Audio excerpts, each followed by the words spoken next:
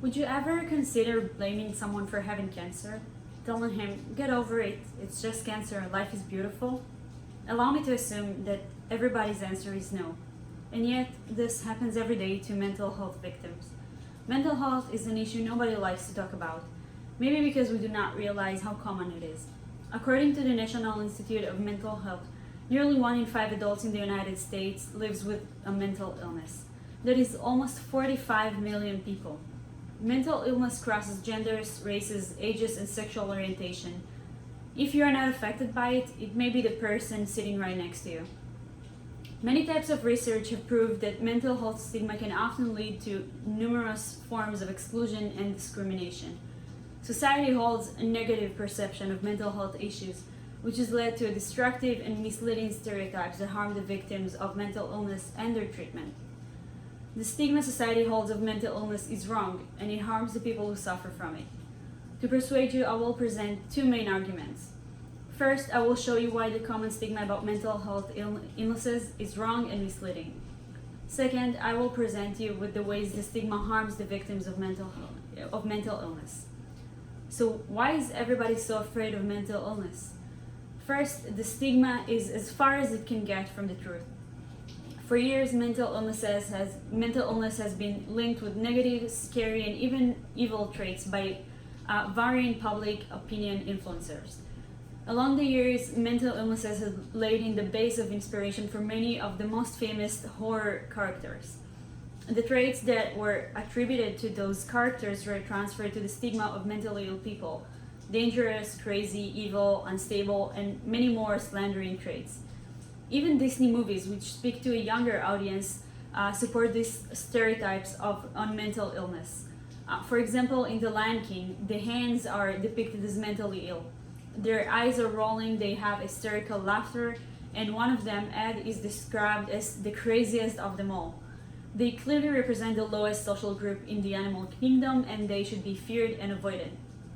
By this depiction of mentally ill characters, Disney conveys the message that mentally ill people are to be feared, socially distanced, and alienated, as well as being laughed at. Looking at the facts, you can see how far from reality this depiction is.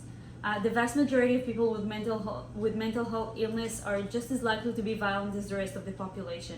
According to the U.S. Department of Health and Human Services, only 3 to 5% of violent acts can be attributed to individuals suffering from serious mental illness. In fact, people who suffer from severe mental illness are over 10 times more likely to be the victims of a violent crime than the general population. Mental illness says nothing about a person's capabilities or future. Most of the people living with mental illness have steady job and even hold high positions. They're great parents and they're active part of their communities. Now that you know how the stigma of mental illness is spread and why it's wrong, I will show you how the stigma harms the victims of mental illness. The stigma is extremely harmful to those people. According to research by Livingstone and Boyd, stigma strengthens both prejudice and discrimination against individuals with mental health illnesses. The social effects of this include exclusion, poor to no social support at all, inadequate quality of life, and low self-esteem. Stigma also has disadvantageous effect on treatment outcomes. Those who suffer from mental illness or suspect they have one avoid seeking treatment because shame and fear of being labeled as crazy. It results in keeping efficient and effective treatment and recovery away from those who need it and can actually fully recover. The stigma also affected Congress, who decided to cut funding for mental hospitals.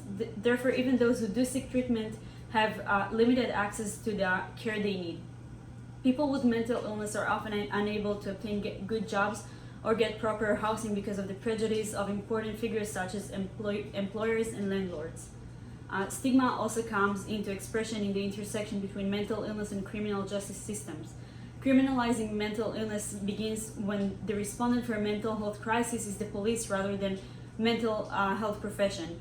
This problem contributes to the imprisonment of people with serious mental illness instead of getting them the treatment they need. As you've seen, stigma about mental illnesses is wrong, destructive, and misleading, and harms those people who actually suffer from it. To conclude, there are 2 important arguments you should remember about mental illnesses. First, remember that the common stigma about mental illness is wrong and misleading. Second, remember that the stigma severely harms the victims of mental illness. The change comes from each and every one of you. You can make the difference and stop the wrongful stigma. By understanding everything discussed so far, advocating for it, and even educating other people, you can have a real influence over a social problem that affects so many, maybe even someone you know, and maybe even yourself. There are many ways in which you can influence. First, please remember to be sensitive in this matter. This card will be distributed to everyone in the audience. Printed on it are a few important resources. There is the crisis text line, which is available 24/7. There is the National Alliance on Mental Illnesses, NAMI, helpline, also available 24/7. The National Suicide Prevention Lifeline as well, 24/7. And please do not hesitate to contact them if you or anyone you know may be experiencing mental crisis or may be in danger. Thank you.